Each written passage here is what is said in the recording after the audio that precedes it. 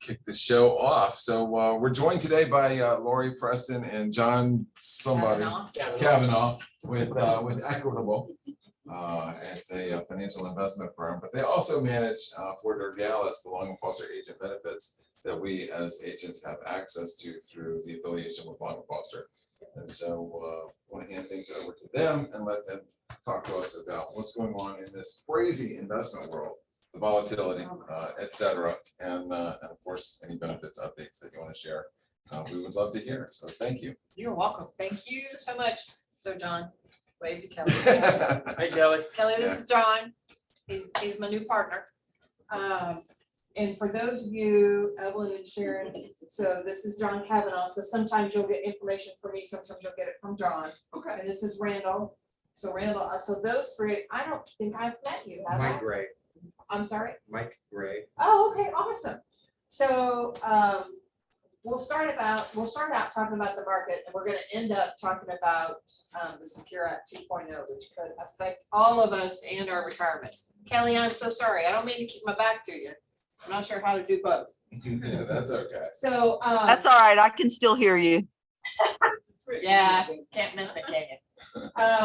So you know, been a rough 4 months, and you know, we thought in March it started to recover a little bit, and then and April was probably worse than anyway.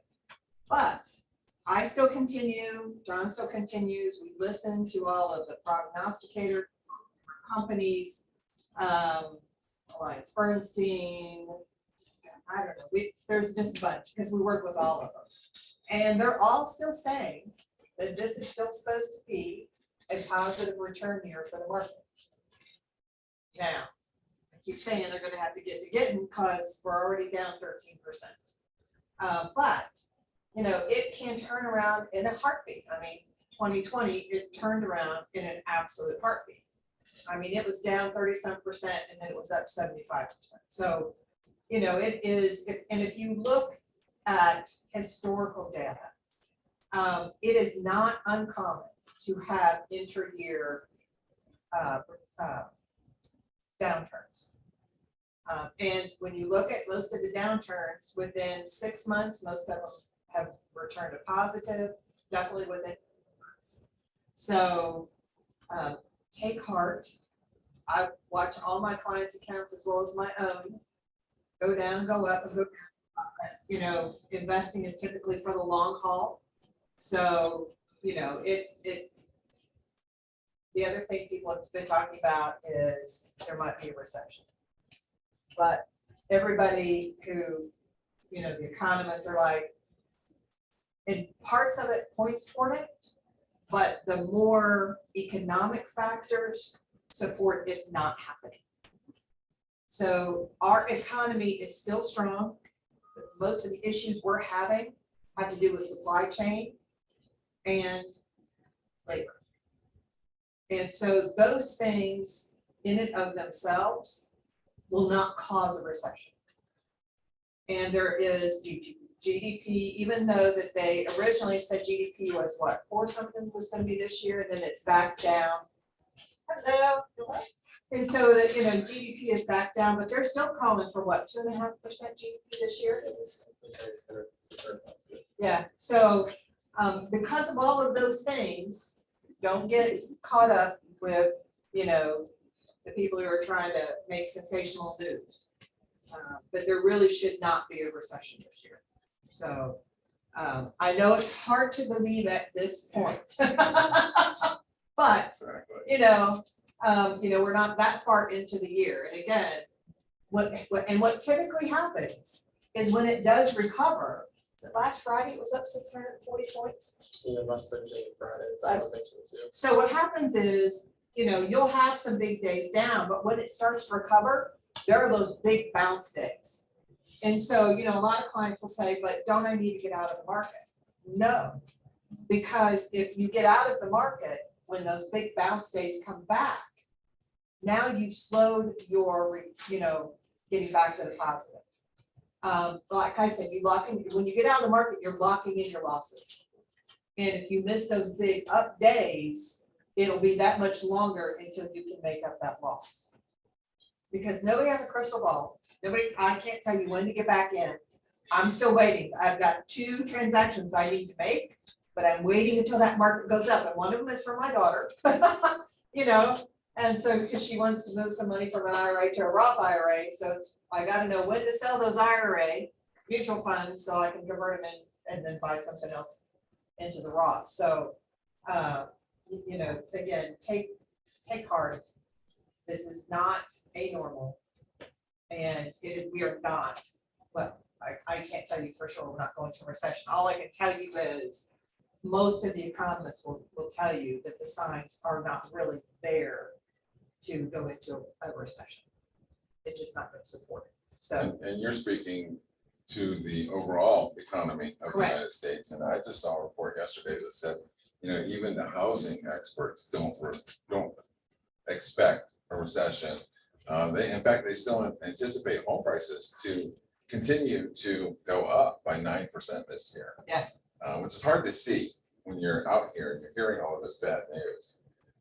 It's a very complicated issue, yeah. to be sure. Yeah, and you know, and you'll get some economists to say this and that, but again, the majority, and I try very hard to listen to different companies, you know, and the good thing with Equitable is the fact that we're partnered with, God only knows how many different companies we're partnered with. And so we do have access to all these different reports from the different companies to make sure that, you know, they're all kind of pretty much saying the same, and they really are. They really are. I mean, they might be, when they're predicting certain numbers, they might be differ by a few tenths or whatever, but for the majority, they're all saying the same thing. So that's the good thing. So that's kind of that's we started with economic update. Again, for most of you, you know what the group benefits are, but I'm just going to kind of go through them again just as a reminder. You guys have access to group health insurance. It is comprehensive. If you don't want comprehensive, there are other options.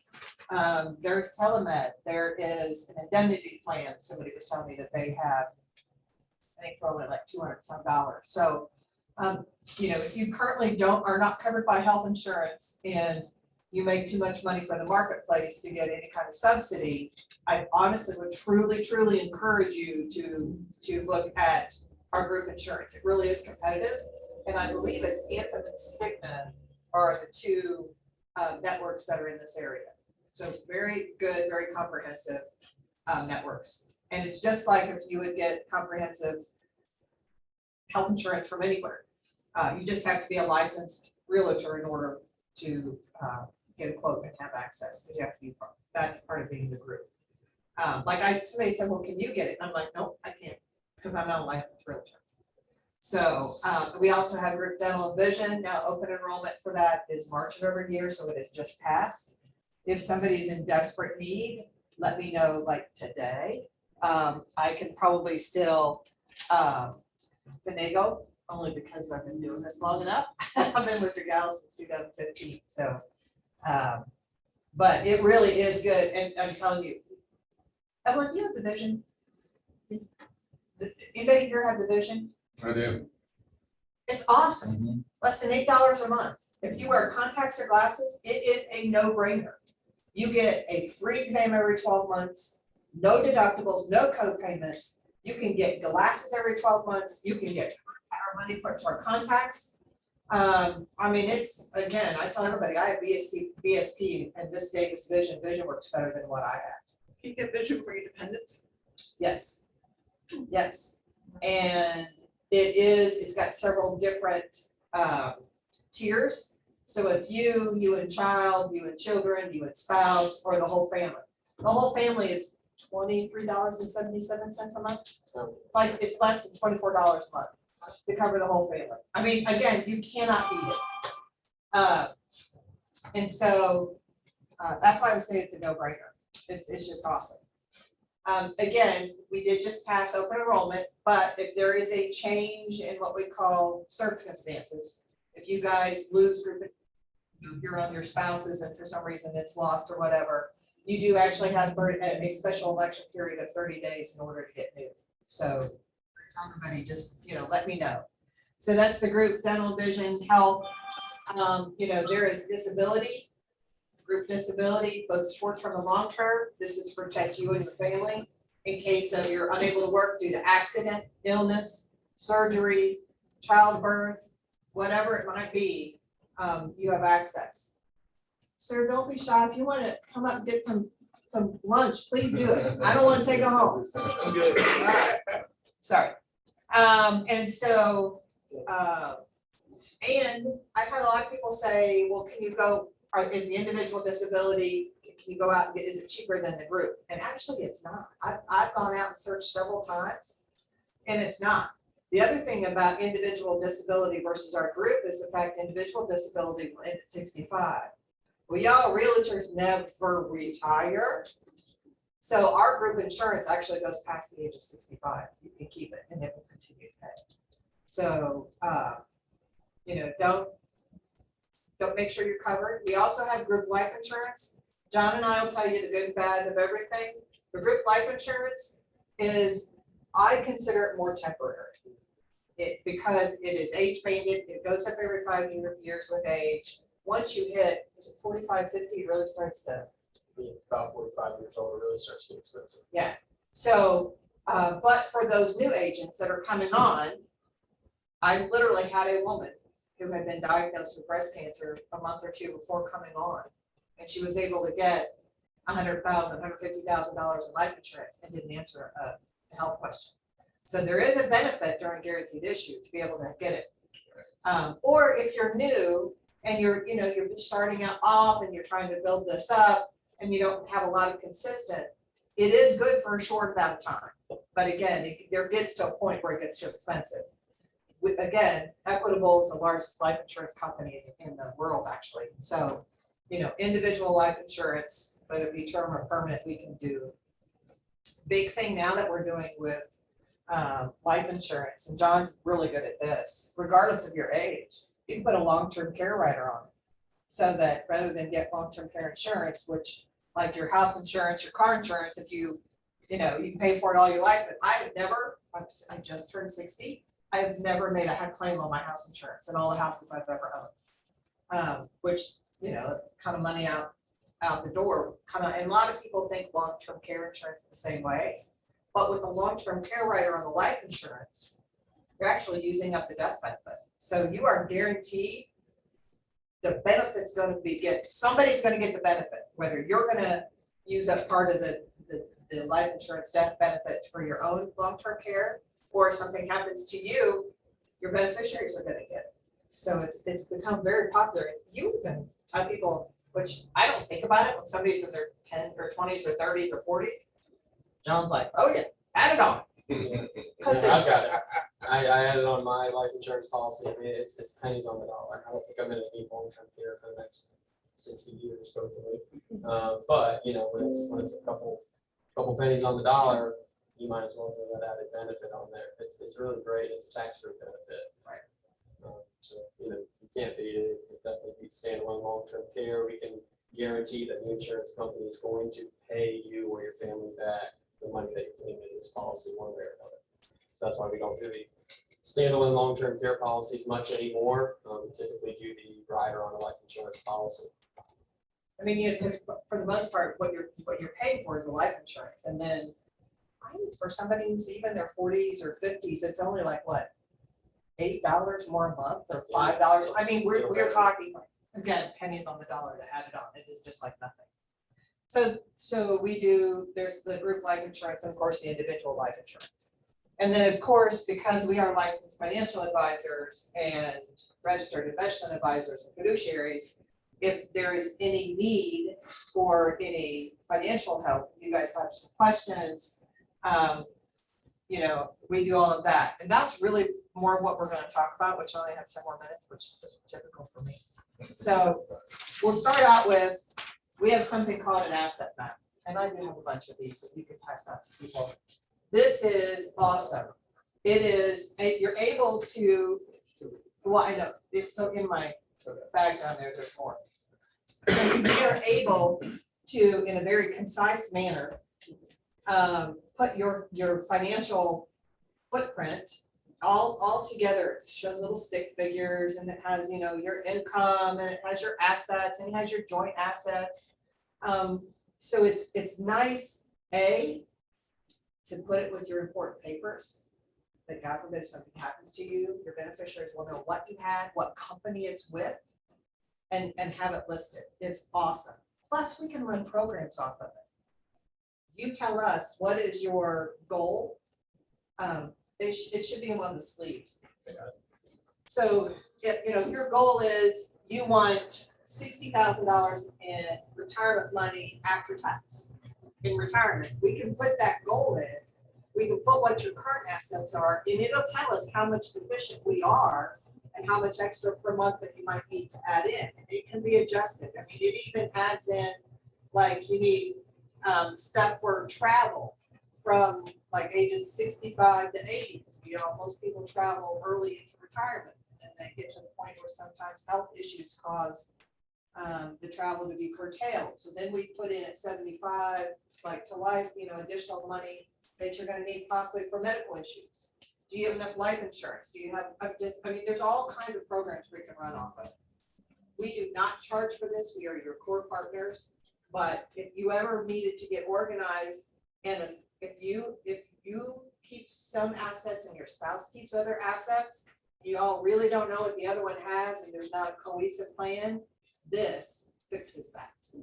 Because you'll know, but not that, you know, you're going to be on each other's, but the fact that you'll know what each other has.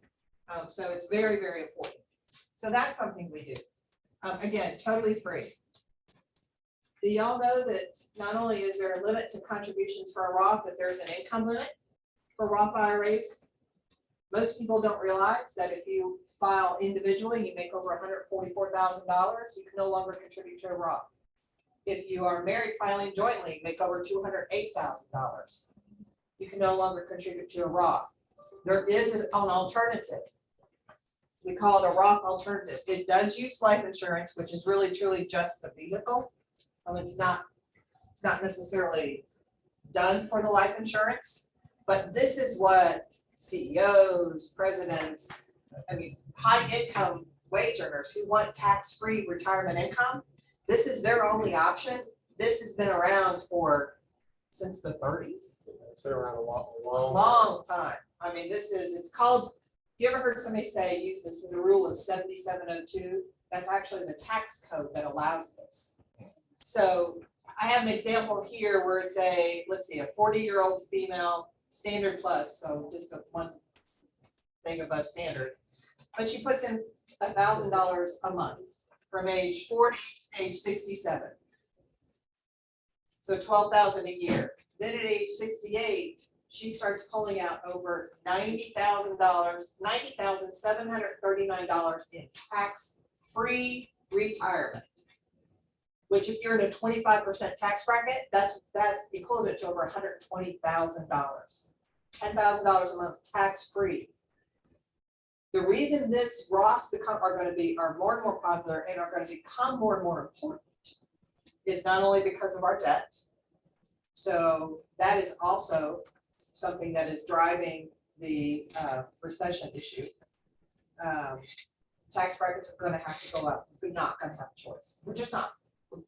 You know, even when the economy is booming, they're going to have to raise their tax brackets. And people are living longer. And so, and Social Security, if you don't know, you can actually pay tax up to 85% of your Social Security. A lot of people don't realize it. So there are strategies where we can try to minimize the tax that you're paying in retirement by utilizing both taxable and tax-free retirement plans. So for some people, it's really important right now because taxes are killing it. So they use the pre-tax retirement, you know, contributions, the SEP IRAs and the IRAs, or the owner's 401k. As any of those contributions go in, they lower your taxable income, gross tax deferred, and then when you take it out in retirement, now it's considered income. And so now you're going to pay tax. Typically, you are in a lower tax bracket in retirement. Again, we don't know what's going to happen. But with a Roth, the money goes in, contributions are already taxed, just like paying a premium on anything you got. It's gonna grow tax deferred, but now when you take it out, it's totally tax free.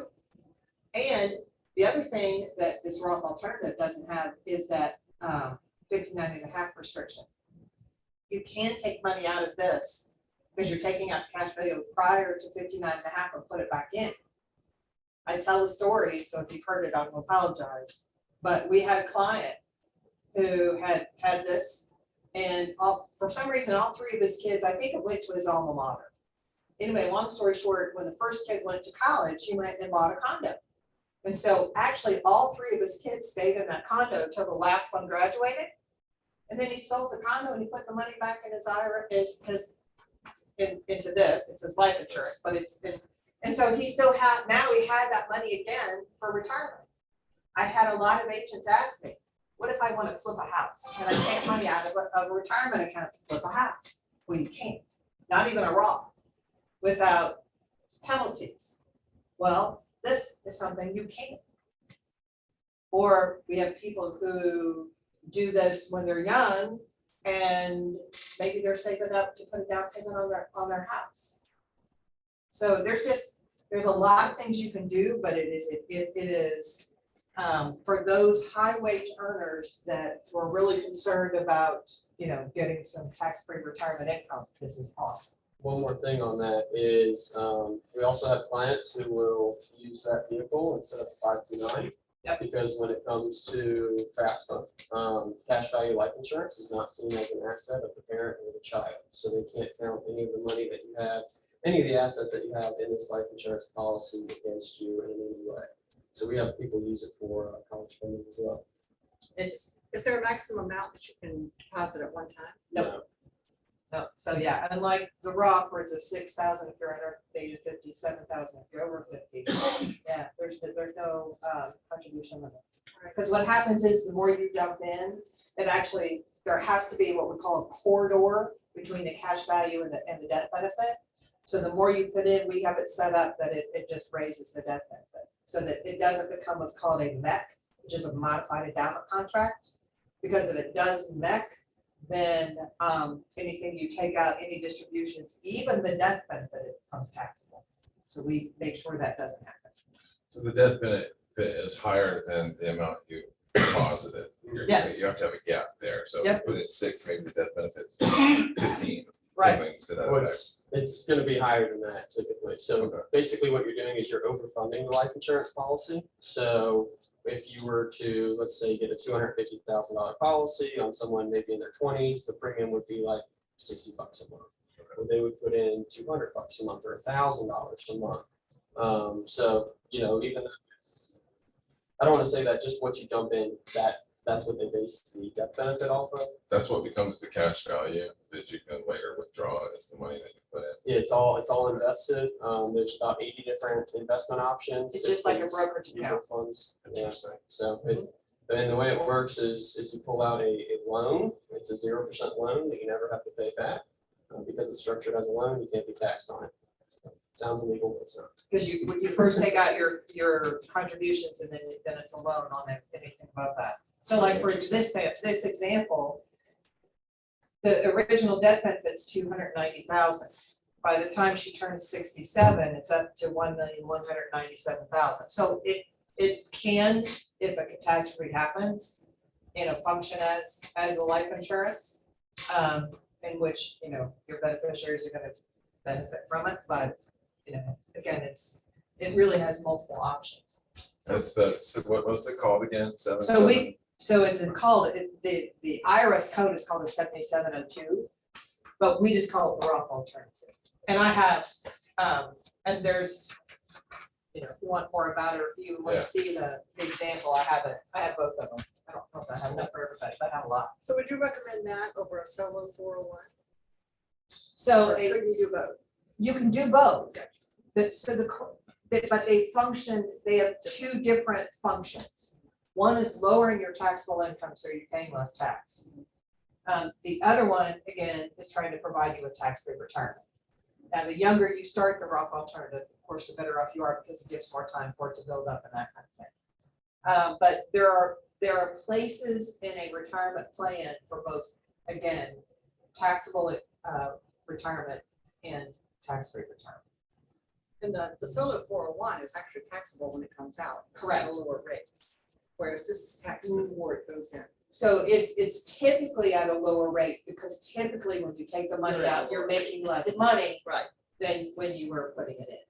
But yes, this is tax before it goes in. Tax in. Yeah. Yep.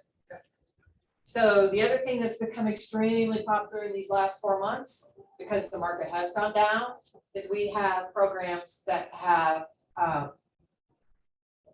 thank you, buffers to downside of the market. So I have in my second half of my brain. Right. And he's been with me long enough, he can end my sentences. So, I mean, we have people who are looking to put money in, especially like if they're getting closer to retirement and they can't stand, to see some of the downturn. We actually have a product that has a -10, 15, and 20% buffer for the market. It actually has no fees. And it uses the S&P 500 plus some other things for indexing to grow with.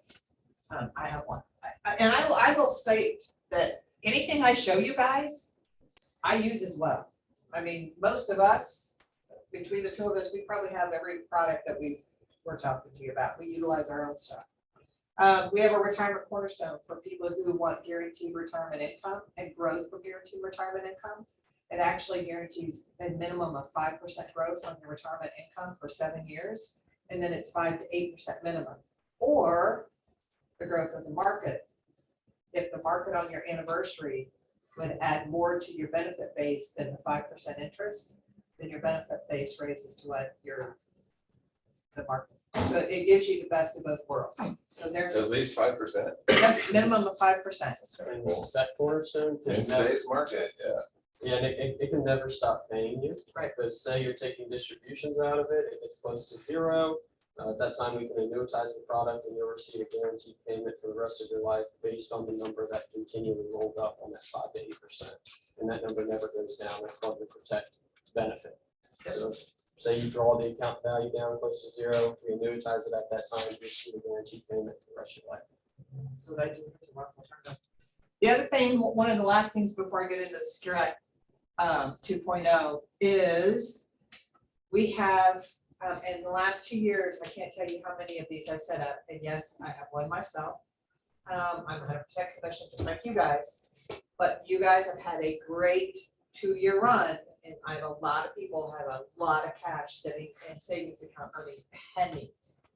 I use personally the Optimal Market Portfolio. It is my savings account.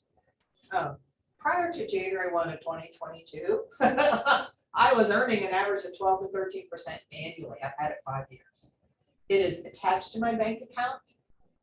It is as liquid as you can get. If I need money out of this, depending on how much cash I need and how much cash is in the account, I can either get it that day or it max takes 3 days and it's direct deposited in my bank. You're getting growth, and it's as liquid as it can be. Now, do you put all of your savings in here? No. But, and I really have practiced what I preach, I've actually put money in this year, even though the market's been down, because I know it's buy low, sell high. I know it's going to go back up.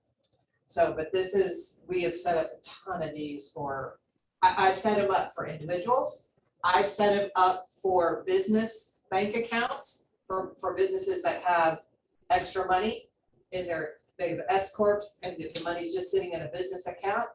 These can be set up for the business, it's tied directly to the business bank account. It is easy peasy. It is not a big deal. We've done darn near everything. Yeah, I mean, these are great for this is a more simplified investment version. The market wealth portfolios, if somebody has more cash that they're putting in, this we can use up to 3 different money managers depending on, and diversify some of the investments. So the OMP is more simplified. I use this again more for the savings, but if somebody wants more complex or diversified, we can use the market wealth portfolio. The majority of those. Will you leave me one of those brochures in my box or on my desk, please? I I love you, baby. You scared me to death. Sorry. I'm behind you, don't forget. I know, I'm sorry. All right, so now, and I haven't forgotten you, I know.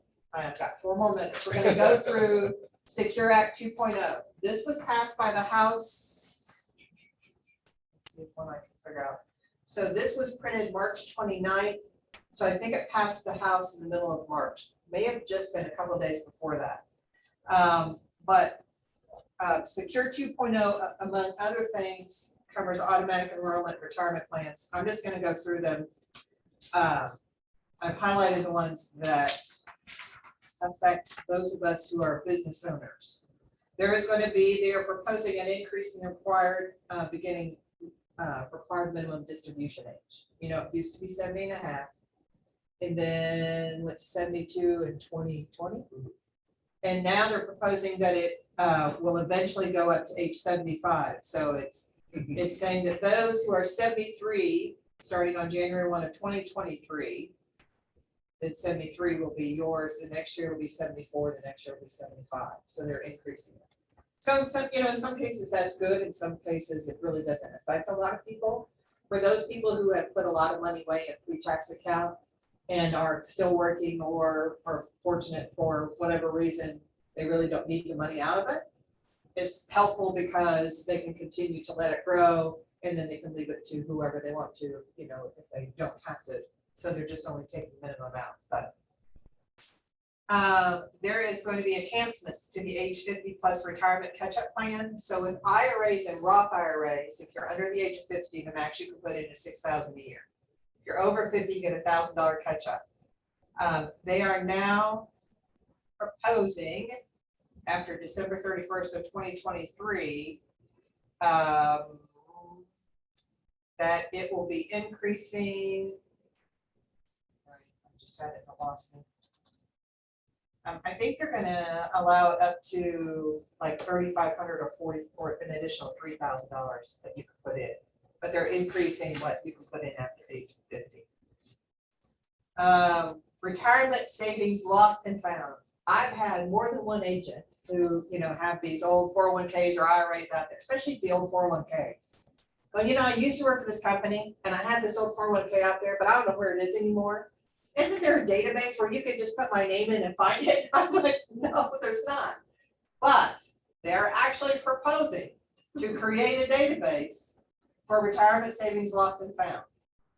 So in some cases, it would be beneficial. Simple and SIP. So currently, simple IRAs, max you can put in is $12,500. Then the company can put in additional like $3,000 or something like that. So those are pre-tax. SEP IRAs, the simplified employee pension plans that almost all realtors, if they're going to do pre-tax use, are all pre-tax. They're proposing to allow those simples and SEPs to also be brought, which would be awesome. Because with a SEP IRA, max you can put in this year is 20% of your net business income to a max of $61,000. Imagine if that's a Roth. Unfortunately, I've kind of make that other Roth alternative not necessarily go away, but this I just think would be fantastic. But that's what they are proposing. And there are also, for any of you, I know it doesn't affect most of you guys, but with a 401k, employers can offer both pre-tax 401ks and Roth 401ks. But when anytime the company or the employer does a match, that match is always pre-tax. So even though you put your money into a Roth 401k, when your employer puts their contributions in, it's always pre-tax. They are now also wanting to give the employers an option to be able to put their contribution in as a Roth. And I will tell you why they do the pre-tax. The reason the employee does a pre-tax is because it can be an automatic deduction as a taxable deduction for them. So they're evidently going to allow them to do the Roth and possibly do a taxable deduction as well, which is awesome. I'm at 40 minutes. Well, we didn't quite start on time, but. Good. And, okay, Kelly wanted the. Yeah. So well, thank you. You're welcome. Anybody have any questions, any generic questions or anything? Yeah, short pause. Yeah. Yeah. Please. So, Cool. thank you, Lori. Thank you, John. Appreciate it. You can go. And Okay. Glad to have that incredible information. There's so Yes. much that I don't know. And if anybody has regarding not reviewed them in the last year or so, we need to do it. Yeah. Oh, did I talk about that contribution program? Y'all know that you can put tax, your money away tax, pre-tax, you can do tax. Yes, I do, Take a certain percentage out of each of your commission checks, put them into a tax savings or a retirement account. which is awesome. It is Yes, I mean, it's a lifesaver. Do you also put extra money in that, or, Yes, yes, yes. and is that through a bank or? It's a platinum government money market fund. Okay. Tax account for retirement or some different financial institution. Right. I was talking about the tax. We can leave some, I know I said I had everything, but honestly, I don't have everything. So we can leave like. What would you like? You asked me and I got it for you. Yeah, let me look at it.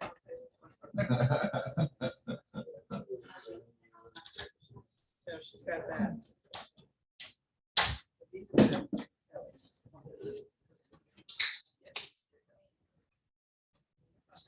Haley, if you start investing now, yeah, sky's the limit. Description of that. Sky's the limit. Yeah. Yep. Okay. Was your birthday? Yeah. How was your birthday? Do anything special? Not on it. Good things? Yeah. Where'd you go? Surf Riders. Who? Surf Riders. Oh, okay. I think we play so much as spare. Surf Riders, sounds terrible. Kelly wanted So decent her good. box. Kelly wanted decent her box. Yeah, okay, yeah. That will- Yeah. Very good, very good.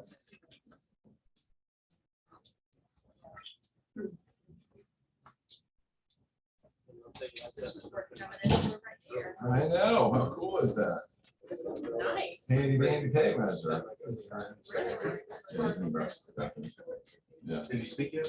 no, not yet. I was giving away tape measures. so I should- Yes. I got a booklet too. Yeah, yeah. Read that.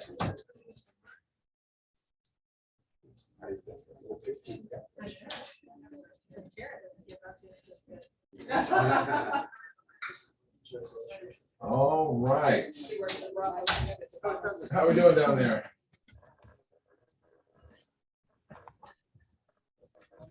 I'm sorry. No, it's okay. Yeah, you have one of everything now, Mom? You good? Good? All right, cool. So, so our next guest is a friend to many of us, Forrest. He's a home inspector, serving all of probably Hampton Roads. But, he's been in a few times, and so I wanted to introduce him to all of you and allow him a few minutes to introduce himself and the service he provides. And we've got a PowerPoint, so we're going to jump over to a screen share here so that we can share that with you guys. And then if, of course, you have any questions or you can't see, maybe scoot up a little bit more, and we'll make this available to you all. You'll get a copy of this. So without any further ado, if you want to run this thing, you're certainly welcome to. We just scroll. You can use the mouse however you want to. Put it on that side for right-handed. So, Good afternoon, everybody. good afternoon. My name's Forrest. I'm a home inspector and owner of this company, Tidewater Inspect. A little bit about me. So I come from a real estate and construction. My mom was a realtor. My dad, a concrete contractor. And I've worked full-time in both fields at different parts of my life. Back in 2014, I was a licensed agent for 2 years. And several years I've worked doing concrete, right, on new construction, residential. So I've been around a lot of new construction sites and a lot of real estate transactions. That being said, after that, joined the Navy. I was in the Navy for 4 years. I went down to Charleston, South Carolina, did a lot of training down there. They have a training submarine down there that I was on. And then came back up here to Norfolk. So I joined the Navy to see the world. Ended up in Norfolk. And Doesn't everybody? I was on the Gerald R. 4, the newest aircraft carrier. I worked down in the nuclear propulsion plant of that aircraft carrier. After that, got out of the Navy and decided that I was never going to work for anybody else again. So dove into the home inspection industry. Back to my roots, right? Does anybody have any questions about that? So I have a $10 Starbucks gift card for whoever asked the best question today Oh, during the snap. presentation. I'm gonna put that Awesome. right here. That's the way to promote engagement right there. Well, and also, Lori, take it out. and I prepared a couple of donut puns. I was gonna bring donuts today, and then Jason told me not to. He said y'all wouldn't want them. So I don't know what happened. I don't want them. It was a mixed message. Station wanted them. Station just wanted to smell them. That's all, yeah, Take measures back. exactly. Yeah. Okay. I won't sprinkle in any of the jokes then. Okay, so what we're gonna talk about is home inspection regulations and requirements. So as many of you probably know, home inspection began being regulated by DPOR in 2017. Before that, not so much regulated. It was still regulated by the private associations like INTERNACHI and ASHI, things like that. But now, since 2017, we're a little bit more regulated by DPOR, and I'm going to go over some of those regulations and requirements so that you older seasoned agents, you'll know what came into place in 2017, and the younger or junior agents, you can know what's required of the home inspector at the home inspection, and provide backup both ways, right? So that's what we want, to keep everybody safe, out of trouble. All right, so the objectives and references. Discuss what a home inspection is, discuss the necessity for licensure, discuss what is required to be reported on, what is not required to be reported on, and disclosing inspection findings. Jason liked that topic. He reviewed this earlier. He has a little story about that. The references is the Code of Virginia. Straight out of the book, copy and paste a lot of this stuff.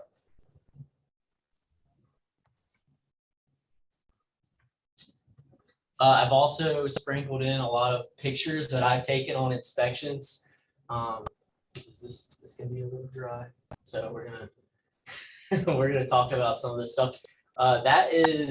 This is a wall, the ceiling, right? And there was a valley, a roof valley, that wasn't sloped properly. So the water was just kind of sitting on the valley on the roof, and they ended up having leaks. And this is me holding up the infrared camera, and so I could see the wet ceiling with the infrared camera.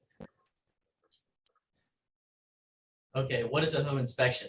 So Virginia defines a home inspection as any inspection of a residential building for compensation conducted by a licensed home inspector. So it's a visual observation of existing conditions of the inspected property at the time of the inspection.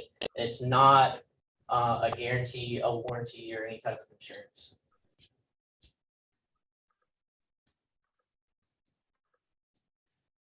A home inspection shall include a written evaluation of the readily accessible components of a residential building, including the heating, cooling, plumbing, electrical, structural components, the foundation, roof, masonry structure, the exterior and interior. The keyword there, readily accessible. So I don't have X-ray vision. I'm not going to do any type of invasive inspection, I'm not going to destroy anything. They define readily accessible as available for access without requiring moving or removing any obstacles. So when you schedule a home inspection with me, you, the agent, and your clients, you guys both get a confirmation email. In your confirmation email, it says, please make all areas readily accessible, because there's instances like The seller leaves their car in the garage, and the pull down to get into the attic is in the garage. So you can't pull down the stairs to go inspect the attic, right? So that's not readily accessible. Or up on the second floor, sometimes we'll have those little half doors, right, to get into the void space behind the attic, right, in that area, and they'll have their beds up against it, or things like that, furniture blocking access into the attic. So, and also another inspector buddy of mine, he has a funny story about before he was a home inspector. When he was buying his house, it was one of those situations where the interior HVAC unit was in the attic space, but it had been walled in. So the inspector, he noted that in the report, but they didn't really ever talk about it. You know, so it was kind of buried down there in the report that he didn't get to inspect the HVAC unit until when their unit wasn't working and they couldn't Hey. unless they had to tear out the wall. I'm actually doing great now, but I will tell you, last week was a terrible week for me. Do it yourself, Kelly. Oh, sorry. That's the responsibility of the host. Okay, so that's readily accessible. All right, the necessity for licensure. Does anybody know what that is? What's that? It's like falling insulation and looks like termite tunnels That's it. on Yeah. that girder. I mean, the insulation is, you know, that's happening, but yeah, I'm more concerned about those termites. Can That's a lot of them. you point it out specifically? Which, For some people that don't know what termite tunnels look like. okay, yeah, so all of this, they call, Colored. It's sand. yeah, they call them mud tubes. Yeah. This would look like this. This probably has some fungus growth on it. That's why it's so dark. Yeah. Yeah. But this would just be normal wood. That's a girder that supports the floor structure. But this is termite infestation all over. And I believe in this instance, this was out in Chesapeake. This was an expensive house, 500,000, and everything up, above the crawl space was going great. And then I get down there and the floor structure is just like that. Yeah. And it was tough, tough breaking that down, but, yeah, so that's what termites looks like. So I do have a question. Do you require that insulation be reinforced? So here's the thing, when you're building a new house, all conditioned spaces are required to be insulated. That's a big requirement of much of it was. Now, down in crawl spaces, here in Virginia, it's a very humid area. What we usually have is, a situation very similar to this where it's going to, the ventilation ducts aren't adequate. So it's going to get stuffy down there. It's going to get humid. It's going to get very moist. We're going to see fungus growth. The insulation is going to get wet. So it's going to get heavy and kind of start to fall and droop like that. So what people will do is they'll pull all the insulation down, pull it out, and they'll put in a new vapor barrier. You can go one of two ways with this. You can either encapsulate, right, block off all the vents and put a dehumidifier in there, which is the best option. Right. Or you can just, put down the new vapor barrier, pull down the insulation, and hope that the ventilation is going to be sufficient then, right, the natural ventilation. So on a new construction house, the standards are, yes, it needs to be insulated. Right. After the fact, energy standards are, yes, there needs to be insulation, but I'm not a code inspector. That's not what I'm looking for. I'm looking for, what's the structure look like, right? But I will note it as well, that the insulation is down and that it may be more expensive heat cool house.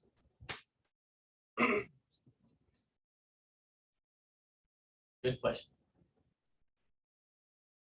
Well, she's trying to get a gift card. She's probably in the lead. No, I'm actually going to a home inspection right after I leave here. Oh, cool. But I'm not going to. Yeah, she asked the question.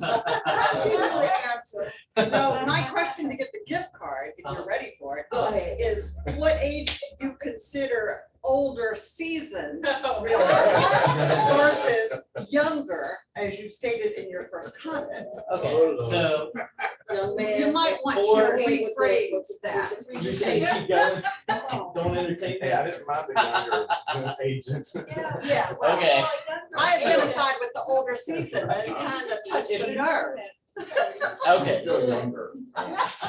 you get 1 point minus now for that question. Okay, it shall be unlawful for any individual who does not possess a license as a home inspector issued by the board to perform a home inspection for compensation on a residential building.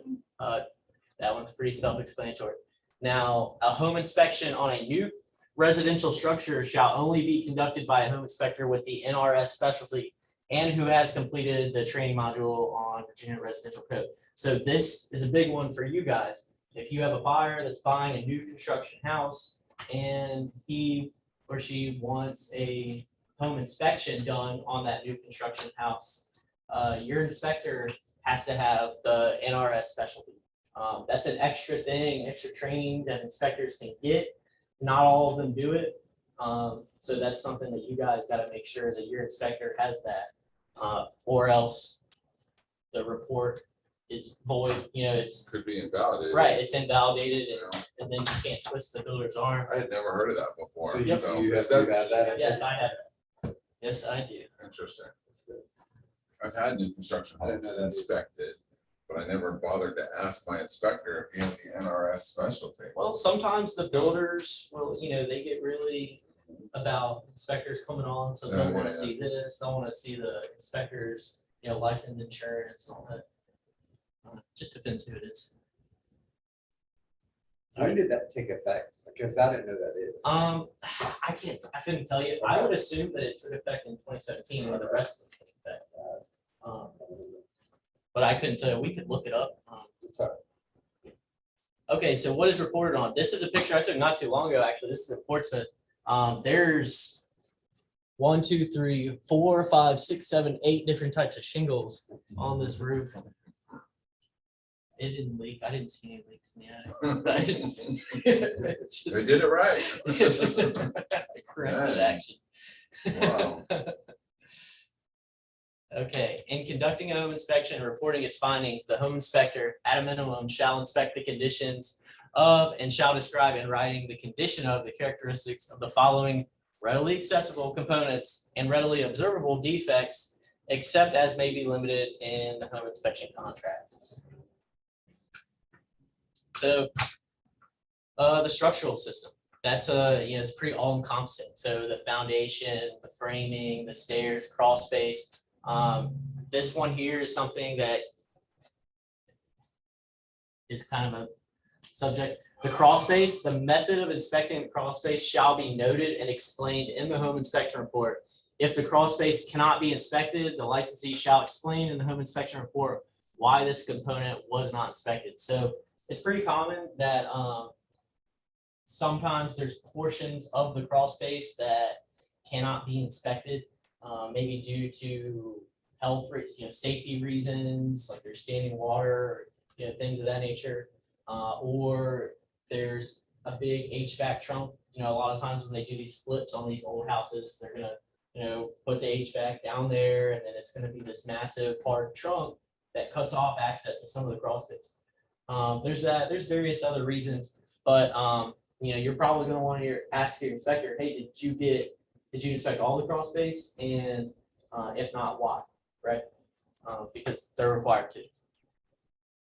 What else? I've seen an inspector refuse to go into a crawl space because there was what he thought was asbestos on the pipes, in the crawl space. And so the home inspector decided that, he wouldn't go in there until that had been, remediated. So they can do that. It says, it's in here somewhere about if, they feel unsafe, Mhm. it's up to the inspector's discretion, Yeah. right? And asbestos is one of those things that could buy them out of it.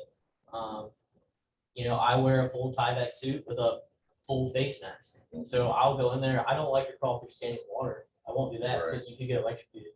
Right. But, and I also have a crawl bot, a little robot that drives through. So, he wasn't wrong. He can Yeah. legally do that, but, that's what you're. Yeah. That's what So you're getting. I was gonna ask that.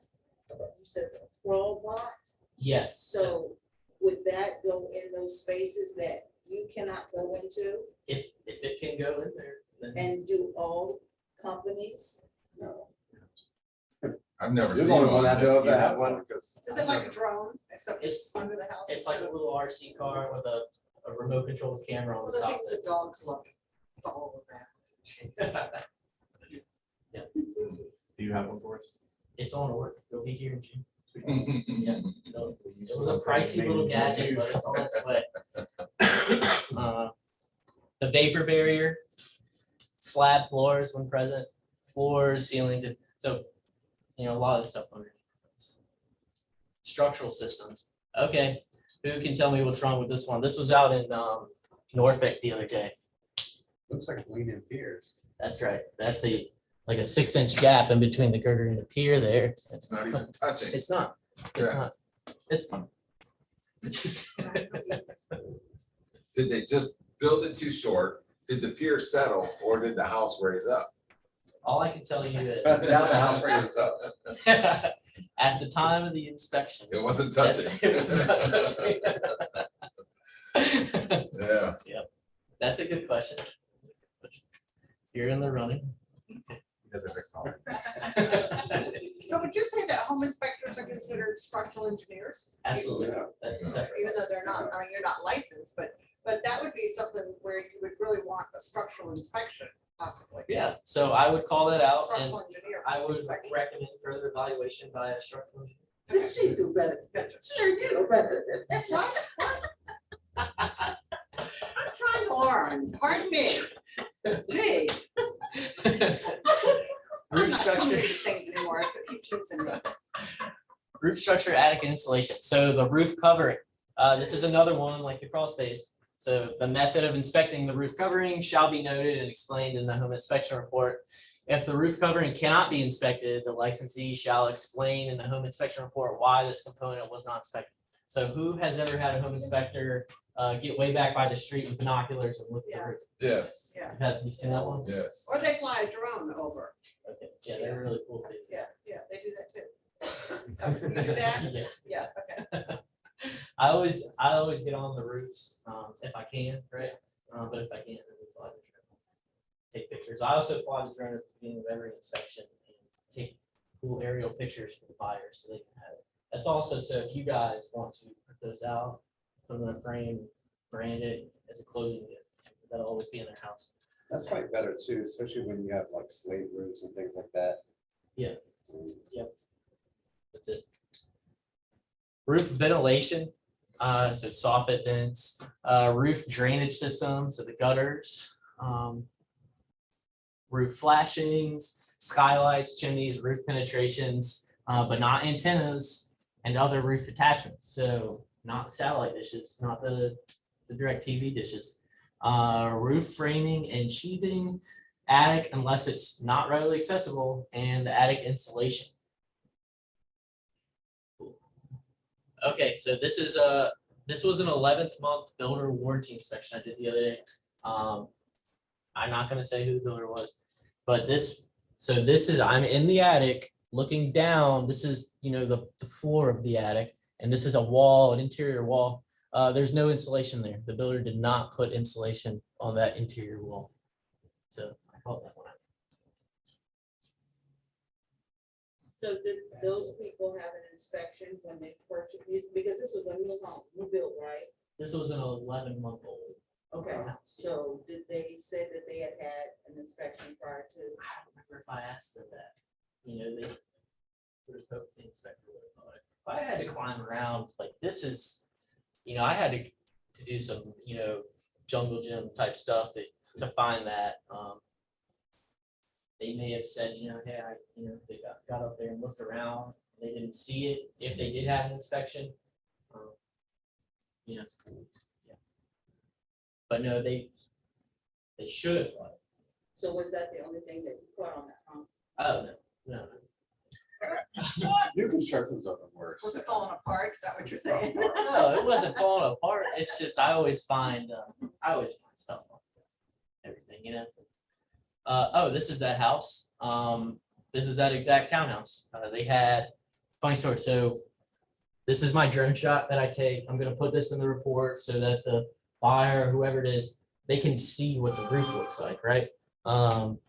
They had installed solar panels and there was the flue, right? So that's a plumbing vent. There's one of those for the furnace cut off and underneath the solar.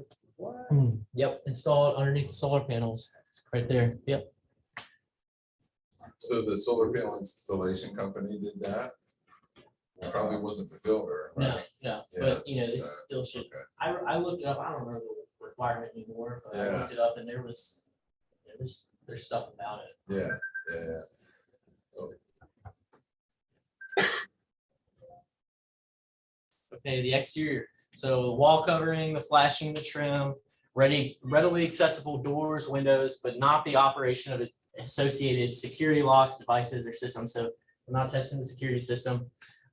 Decks, balconies, stoops, step porches, attached garages, not detached garages. We will do detached garages upon request, but they're not included, right? Carports, any associated railings that are adjacent to the residential building or new residential structure and on the same property, but not associated screens. So not screens, shutters, awnings, storm windows, detached garages or storm doors. I get this one a lot. The screens that I'll be like, is there, so I show up in inspection and I ask the buyer, is there anything that you want me to pay special attention to, or have you seen anything? And they'll say, oh, well, a lot of these screens are damaged. Well, okay. I'll make a note. Yeah, I'll make a note. That's all you can do. Yeah. Eaves, soffits, and fascia when readily accessible from the ground. Walkways, grade steps, patios, driveways, but not fences. That's a big one too, not fences. Privacy walls.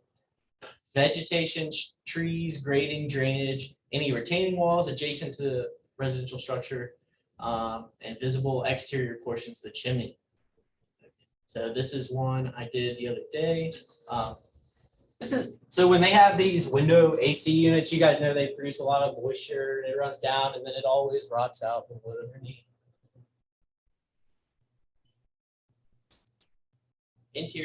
Interior walls, ceilings, and floors. Stairs, stairway, railings, and balconies, and associated railings. I love railings and stairs. That's my bread and butter. Like there's so many requirements for handrails, the position, the shape, the distance from things. I don't know really that important, but it's just fun to countertops, cabinets, including the hardware, doors and windows, but not the operation of associated security devices.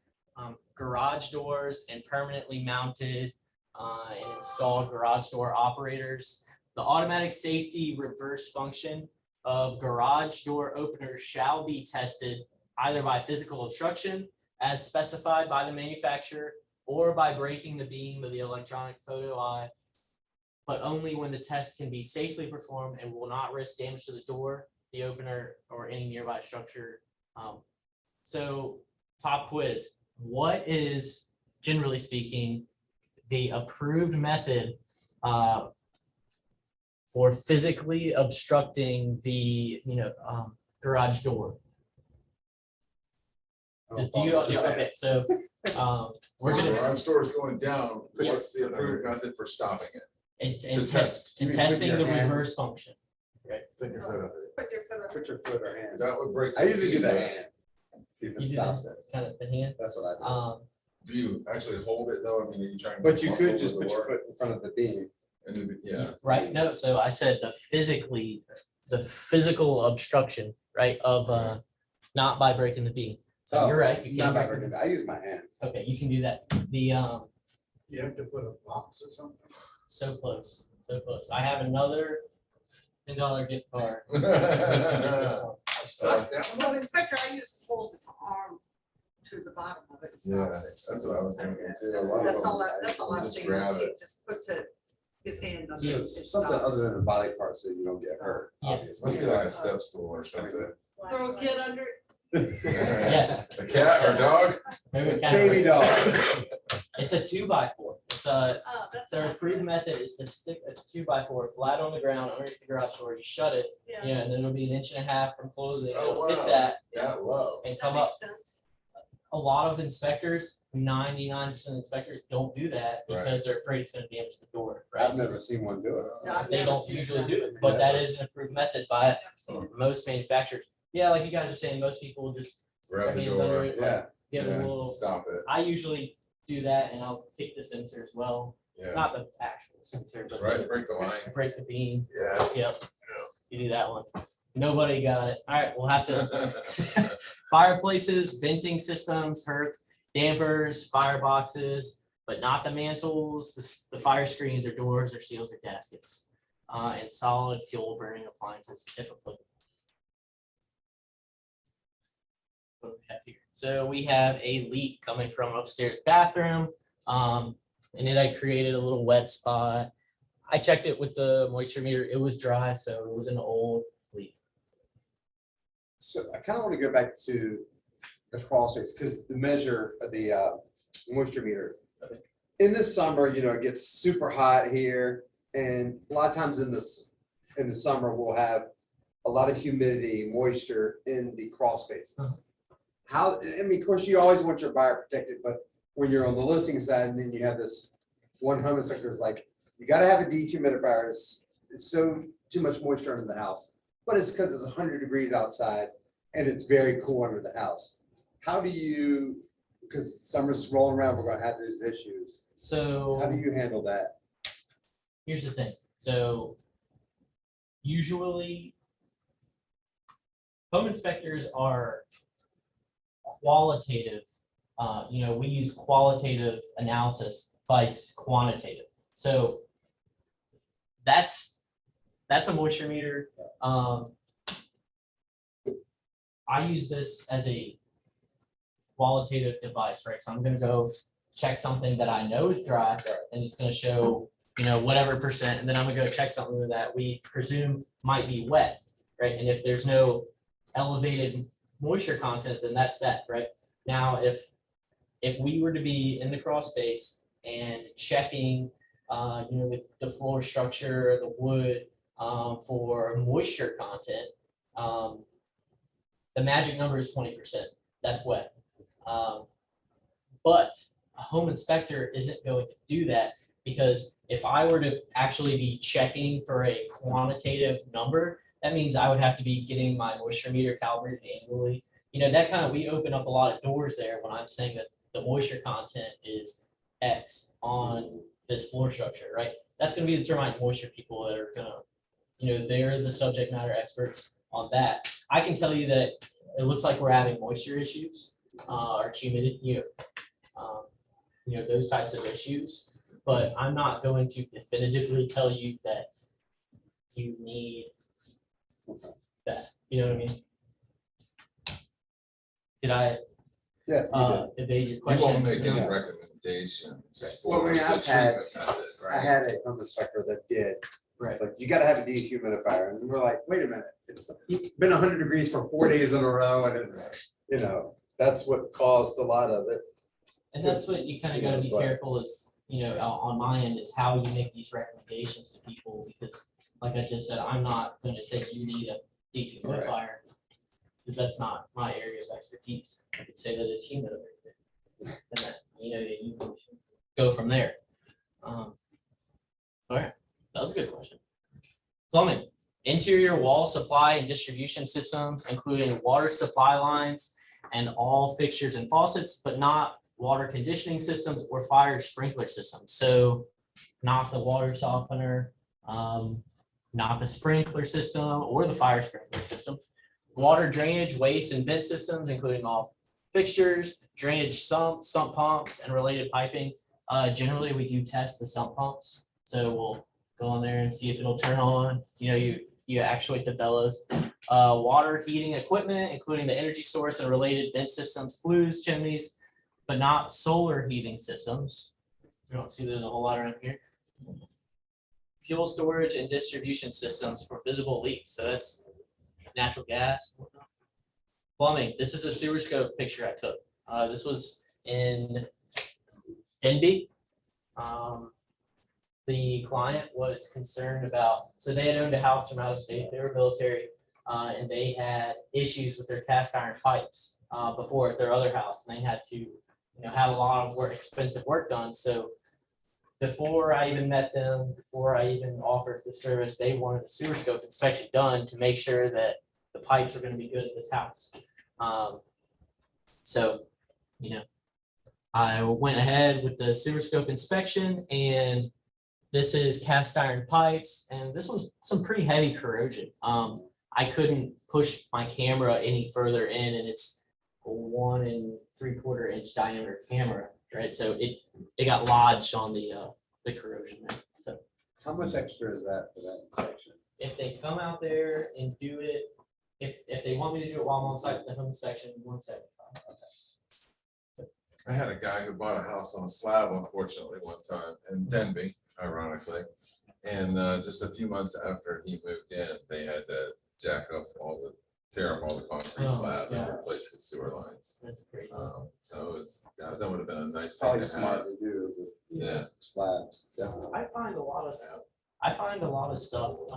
Mm-hmm. So, I do a lot of 11-month builder warranty inspections, and I always offer it to them, but 90% of the time they pass on it because it's a new house, right? New pipes. I just did one the other day where there was a piece of PEX, a little piece of pipe lodged in the drain, way down the line, and probably been there for a long time from when they were initially building it, and somehow a little piece of pipe got in the drain line. Right? Into the sewer line. Yep, it's pretty neat. Jason. Hmm. So I wonder if that would be something that would be covered by, say, home warranty. In this case, it was not. Yeah. So, what did he say, $7,000? Whoa. Yeah. So what do you do to rectify that issue? For this issue, so Yeah, right? Yeah, it looks Well, very much. for this, the drainage was okay, right? I usually look to see, is it functioning, right? Can we drain, can water stuff still go down it? Yes, it is. It probably can for another good while, but I'm just providing insight to showing them where at in the lifespan of this cast iron pipe is their plumbing, right? This is on the back end, it's getting close, right? It's going to start Yeah. clogging a lot soon.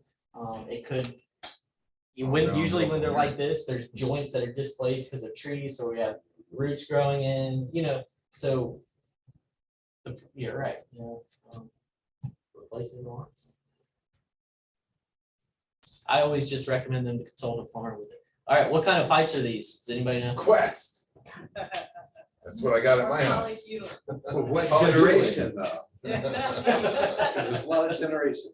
yeah, I don't know that. My house was built in '94, Okay. and that's. Is that what we it is, have. or is it Yeah, just? it's PVC? Quest polyethylene. Okay. Yeah, Yeah. Yep, he got it. yeah, we got that. Yeah. So, Cool. Yep, so class action lawsuit in the 90s. yeah. They're known to leak sometimes.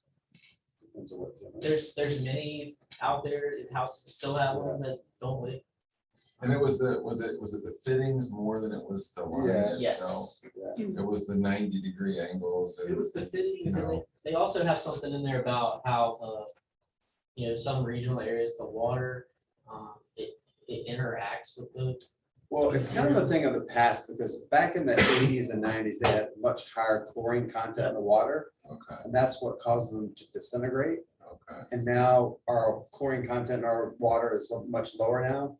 So if it hasn't had an issue by now, it probably won't. And that's what my home But inspector it said when we was bought the chlorine that house. caused. He's like, it's been under there for over 20 years. If you haven't had a problem now, you're probably Right. okay. Yeah. So, That's usually what I tell people, be aware, yeah. but And it was only like one generation out of like, what was it, 3 or 4 generations of, I think it was like 3 or 4 generations, but it was only one that had the issues. okay, so electrical system. Service drop, so where the lines come in, the service entrance conductors, the cables, the raceways, the service equipment, the main disconnects, the grounding, the interior components of the panel, sub-panel, feeder conductors, overcurrent protection devices, that's breakers, fitting switches, receptacles, GFCIs, All right, Pop was where are GFCIs required to be nowadays? Kitchen bedrooms. I'm looking Your for. water source. Hold on, I'm looking for 5, 6 things. Sinks. Well, Water source. Sinks. What do you mean? kitchen, bathroom, Yeah. basement, garage, exterior.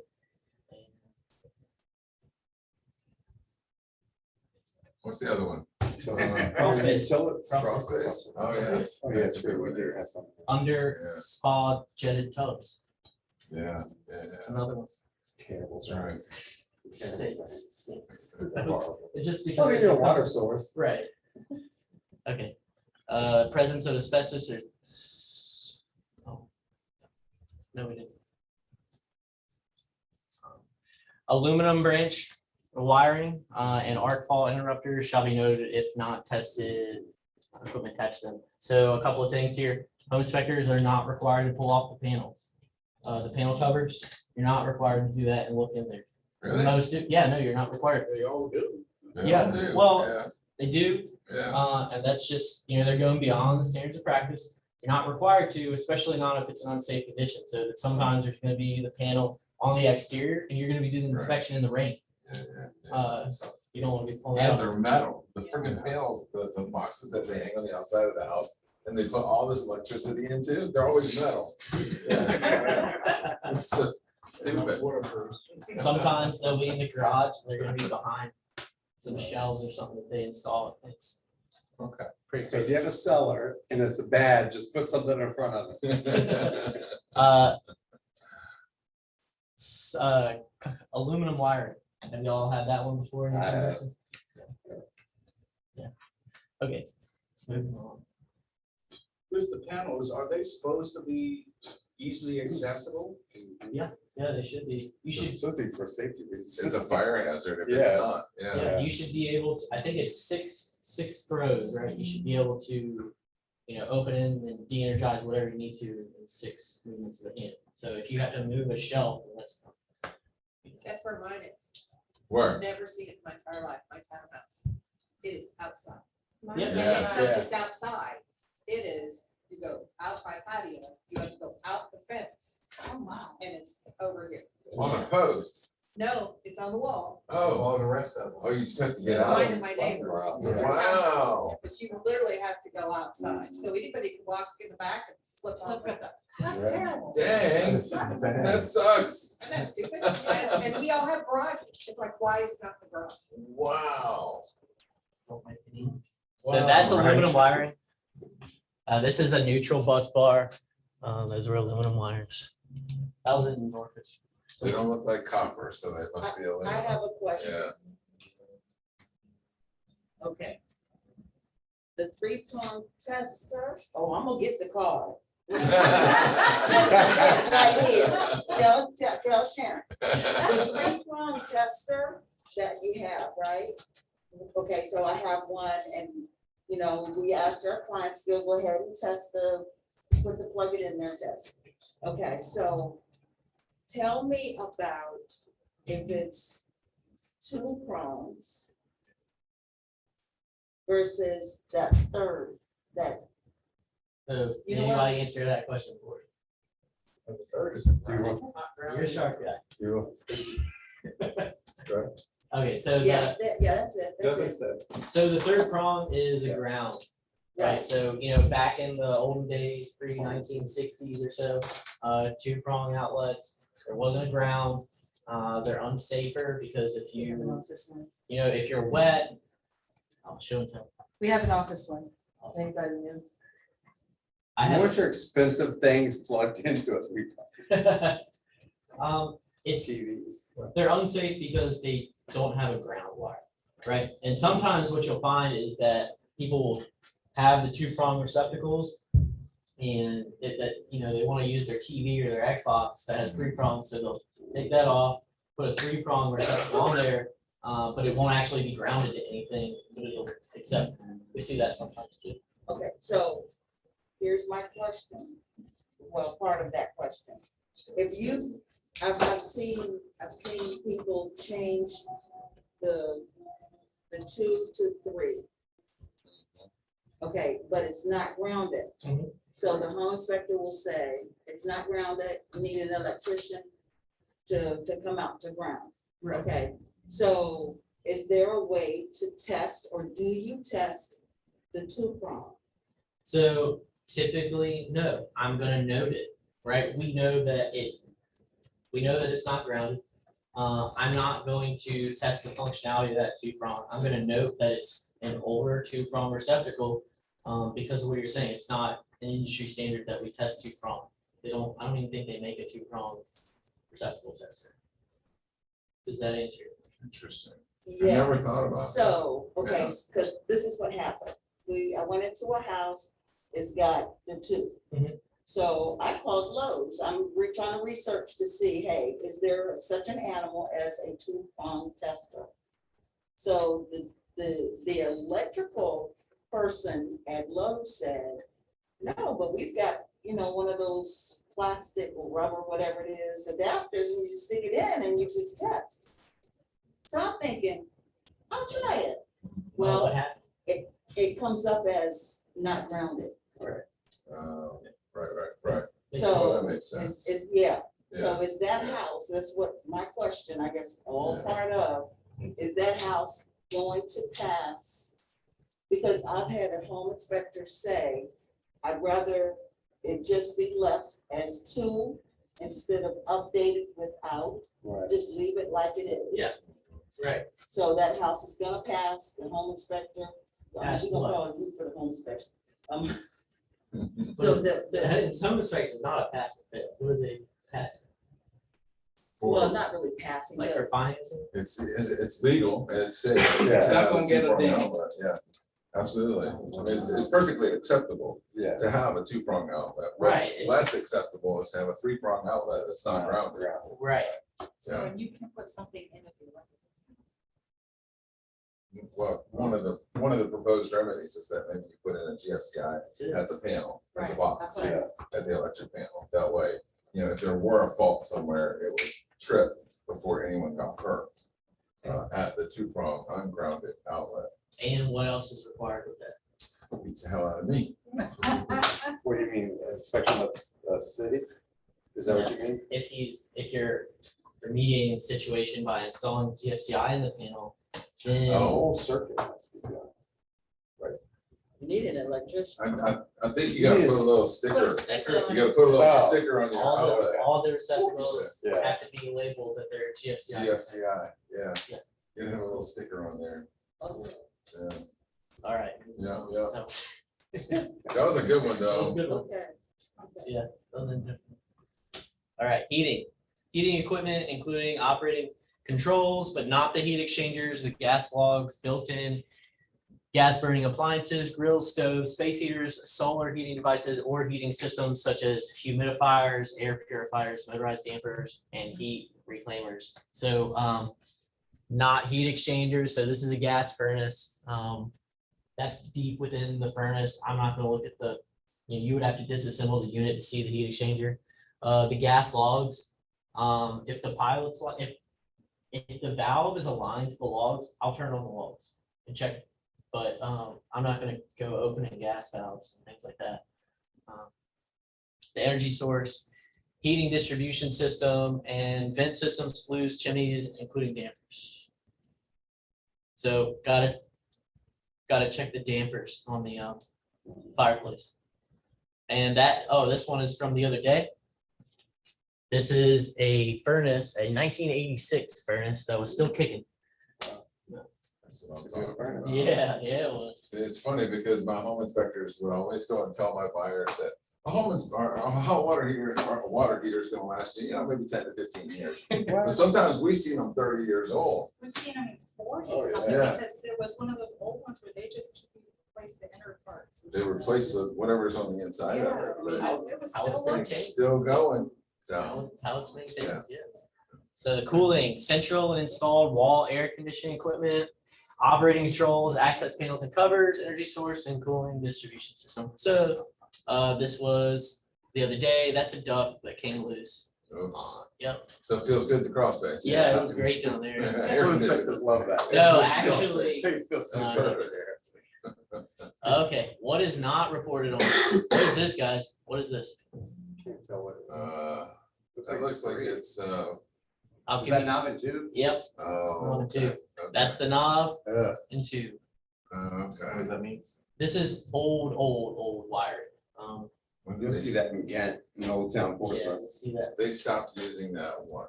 But some of them are still connected, like USA won't cover you if. Oh, yeah, if Still has the some- insurance rate will be, they called me one time because I put it in my report that, I observed it, right? And it Mhm. wasn't energized at the Right. time of the inspection, but I can't confirm or deny that, there's not parts of it that are, that an electrician needs to do a full evaluation of this, right? Yeah.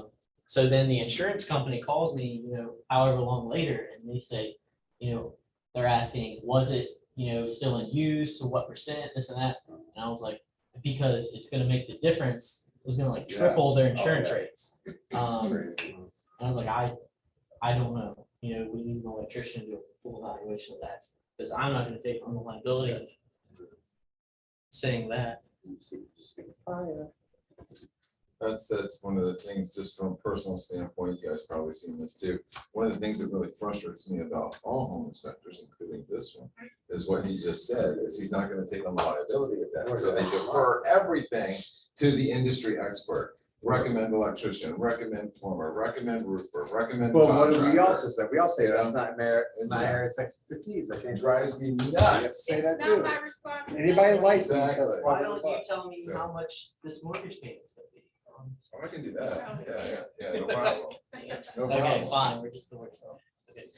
To the extent that any of the following categories are not covered by the home inspection, they shall be noted as exclusions in the inspection contract. So this stuff is by default an exclusion unless I comment on it. So the condition of systems or components that aren't readily accessible, we beat that one to death. The remaining life of any system or component. So I can't tell you how long it's gonna last. The strength, adequacy, effectiveness, or efficiency of any system or component. The causes of any condition or deficiency. So I'll give you my best guess, but I'm not gonna guarantee why it's doing that. The methods, materials, or cost of corrections. So you'll have some that'll say this is probably gonna cost you $10,000 to fix. Well, future conditions, including failure of any systems, the suitability of the property for any specialized use, and the market value of the property or its marketability. The advisability of the purchase of the property. Who has ever asked their home inspector, would you buy this house? Yeah, exactly. I've heard people ask. I've heard them, people Would you ask, buy this yeah, house? And usually they're like, this is a house. yeah. Well, when people ask me that, I revert back to going over the major stuff. The roof is new, the windows are newer, the HVAC is old. Just tell them about, because everybody's at a different place in their life. The presence of diseases, harmful to humans, or potentially hazardous plants or animals, including wood-destroying organisms or mold. The presence of any environmental hazards, including toxins, carcinogens, noise, asbestos, lead-based paint, mold, radon, and contaminants in the soil, water, air. The effectiveness of any system installed or methods utilized to control or remove suspected hazardous. Are we required to inspect anything? No. No, What are we doing there? yeah, If we- no, you can't. So the operating costs, the acoustical properties, recalls, some inspectors will offer that, where they check for recalls. And the inspection of outbuildings, so, detached garage things, Recalls on what? like appliances, Like water heaters or? stuff like that. This is a joist that, I'm sorry, is there a website for that? yeah, I don't remember off the top of my head, but there is, you can go in and punch in the serial number on all, the dishwasher, the oven, all these things, and check for recalls. So, yeah, this is the joist, this was Newport News.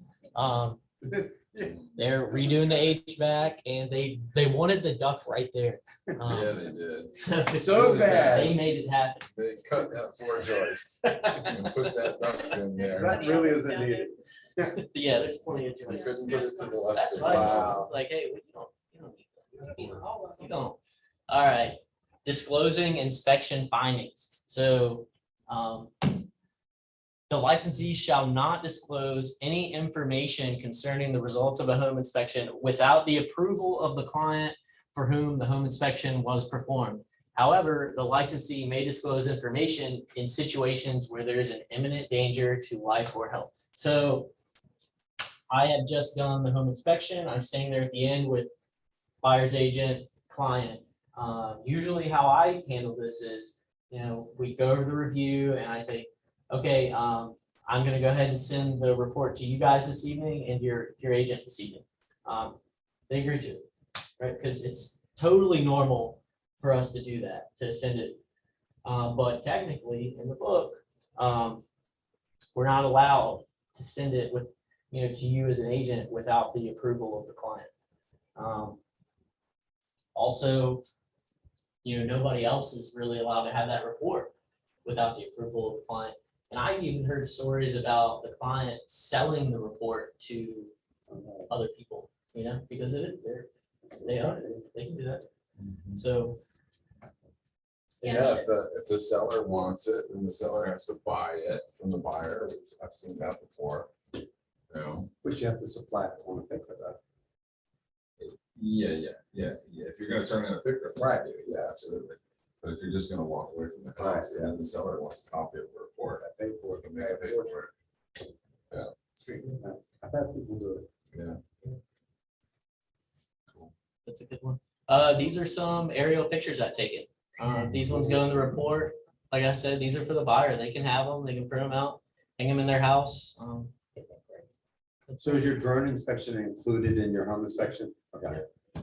Yep. So the only thing extra is the sewer scope inspection. Sewer scope and also an infrared scan. So I use an infrared camera, a FLIR infrared camera on their inspections. Okay. If there's any indication of moisture or anything like we were looking at earlier at the beginning, I'll bust out the camera and verify it just as I would a moisture meter, right? But if the client wants me to do a full infrared scan of every wall and surface, I'll do that for $175. Yep. Also do a package deal, $300. I'll do the sewer scope. How much do you charge for regular inspection? $350 is base for 1,500 square foot and below, so it's pretty in line. Does it matter if it's crawl space or slab? No, not here. If you offer a discount to say military or 50 for Good job. military, first responders. first responder stuff. So what is it for like a 2,500 square foot house? So it goes up in 500 Okay. square foot increments. Okay. So it would be 350 is 1,500, and then 325 is 15 to 2,000. 2025 is 400. 25 to 3,000 is 450. Okay. Yeah, and then so you guys can go on my website, tidewaterinspect.com. I have an online scheduler where you can go in there, punch in the house's information, your information, and it'll flip you over to a calendar with all my available appointments, 9, 1, or 4:30. So you're putting in an offer, and you want to see when you can get the inspector out there. You can go on there and check for an available appointment, and also it'll show the price on the house too. It'll flip over to an invoice showing the price breakdown too. So it's pretty convenient for you guys. And of course, like I said, I'm come from a real estate family. I know what you guys are going through. So I'm especially flexible. If you need somebody to come out later or earlier or whatever it is. What do you charge for re-inspect? 150. I don't think so. That's all I got. Y'all have any Very questions for good. me? Thanks, Dave. Yeah. I have a question. Checks, cash, credit card. What happens if you miss something? If I miss something, Yeah. never had that happen. Good That's answer. a good answer, but So I take pictures of when I first show up there. I take 2 laps through the house. The first lap, I'm taking pictures of everything. So then my second lap, I'm inspecting. Go home, I look at those pictures, I review through them. Sometimes I'll catch stuff. It's pretty rare that I miss something. If I do, we'll talk about it, whatever it is. I guess my question is, what happens after a home inspection, the